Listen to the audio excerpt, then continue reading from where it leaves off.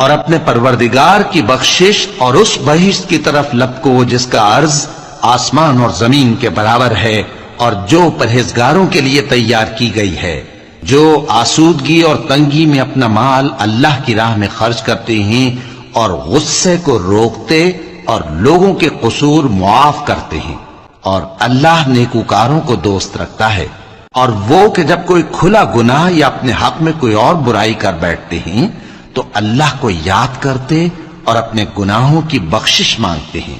اور اللہ کے سوا گناہ بخش بھی کون سکتا ہے، اور جان بوجھ کر اپنے افعال پر اڑے نہیں رہتے۔ ایسے ہی لوگوں کا صلہ ان کے پروردگار کی طرف سے بخشش اور باغ ہیں جن کے نیچے نہریں بہ رہی ہیں، اور وہ ان میں ہمیشہ بستے رہیں گے،